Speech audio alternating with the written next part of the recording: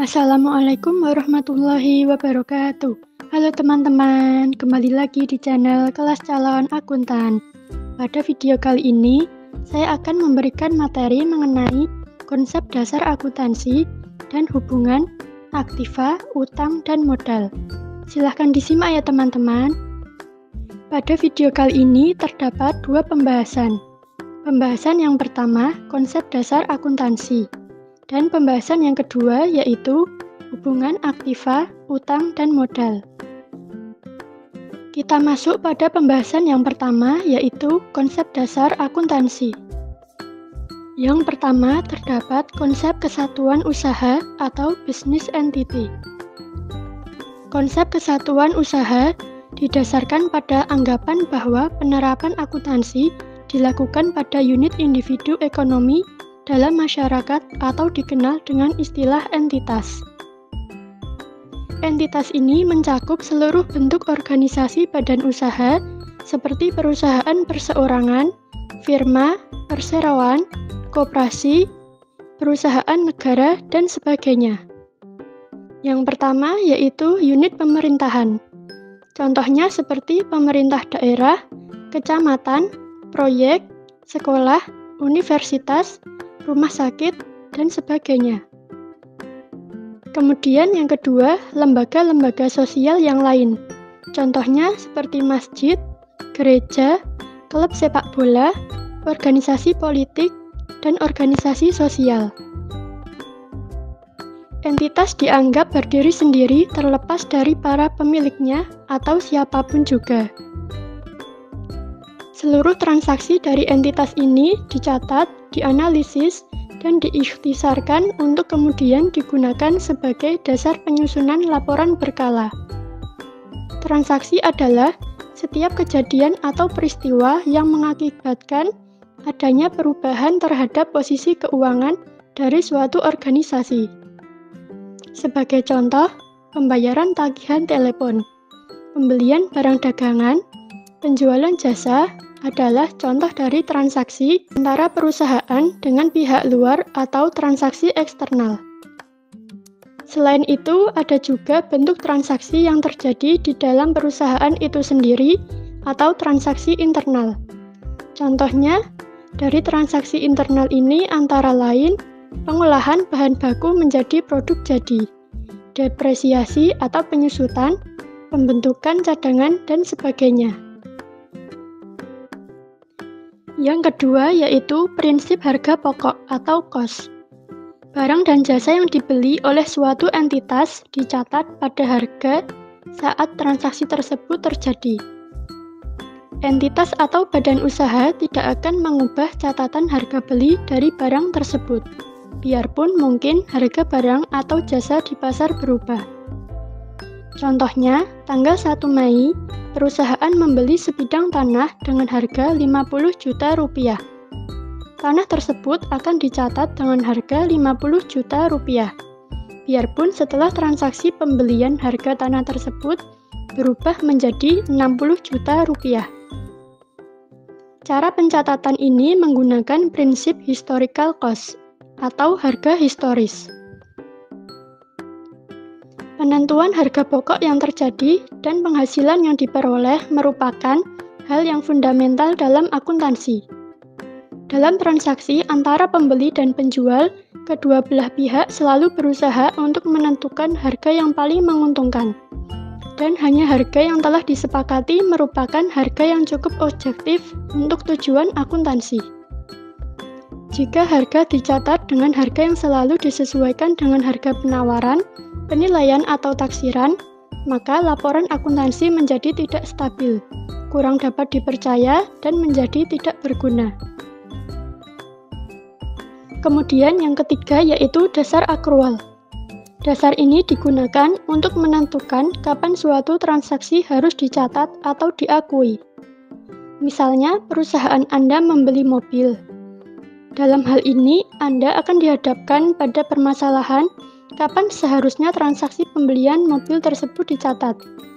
Apakah pada saat inden, uang muka diserahkan, atau barang diterima, atau surat tanda kendaraan bermotor diserahkan? Seluruh kejadian tersebut seringkali terjadinya tidak bersamaan. Bahkan waktu jedanya sering lama. Dalam akuntansi dikenal dua dasar pencatatan, yaitu dasar tunai atau cash basic dan dasar accrual atau accrual basis. Dasar tunai menyatakan bahwa transaksi dicatat saat terjadi penerimaan atau pengeluaran kas. Dengan demikian, sebelum terjadi penerimaan atau pengeluaran kas, transaksi tersebut belum dicatat. Dasar ini banyak dipakai oleh perusahaan kecil atau individu-individu yang melakukan praktik profesional. Misal seperti dokter, bidan, pengacara, dan sebagainya. Biarpun dasar ini banyak dipakai, namun PABU tidak memperbolehkan dasar tunai ini. Mengapa? Karena dasar accrual mencatat transaksi pada saat terjadinya, tidak mengindahkan penerimaan atau pengeluaran kasnya. Laporan keuangan yang disusun berdasar accrual tidak hanya melaporkan transaksi masa lalu, tetapi juga memberikan informasi tentang kewajiban pembayaran kas di masa depan serta sumber daya yang menggambarkan potensi penerimaan kas di masa yang akan datang. Oleh sebab itu, laporan keuangan yang disusun berdasarkan asas accrual menyediakan informasi transaksi masa lalu dan peristiwa lainnya yang paling berguna bagi pemangku kepentingan dalam pengambilan keputusan. Lanjut yang terakhir yaitu kelangsungan usaha. Kelangsungan usaha dari suatu entitas dijamin akan berlangsung terus, sehingga dapat melakukan transaksi di masa yang akan datang. Namun, bila mana ada maksud atau keinginan perusahaan untuk membubarkan atau melikuidasi atau mengurangi secara material usahanya, maka laporan keuangannya harus disusun dengan cara yang berbeda dan dasar yang digunakan harus diungkapkan. Kita lanjut ke pembahasan yang kedua, yaitu hubungan antara aktiva, utang, dan modal. Unsur dasar suatu laporan keuangan terdiri atas 3 macam, yaitu aset atau kekayaan, hutang atau kewajiban, dan ekuitas atau modal pemilik. Kekayaan atau harta yang dimiliki oleh perusahaan dikenal dengan istilah aktiva. Sedangkan hak atau sumber aktiva tersebut berasal disebut ekuitas atau hak milik. Hubungan antara aktiva dan hak milik dapat dinyatakan dalam persamaan sebagai berikut. Yang pertama, aktiva sama dengan ekuitas. Yang kedua, aktiva sama dengan utang ditambah ekuitas. Lalu yang ketiga, aktiva dikurangi utang sama dengan ekuitas. Yang pertama yaitu aktiva sama dengan ekuitas. Ekuitas atau hak milik dapat dibedakan menjadi 2 bagian pokok, yaitu hak milik dari kreditur atau disebut dengan utang, dan hak milik dari pemilik perusahaan disebut dengan modal atau ekuitas pemilik. Lalu yang kedua, persamaannya aktiva sama dengan utang ditambah ekuitas.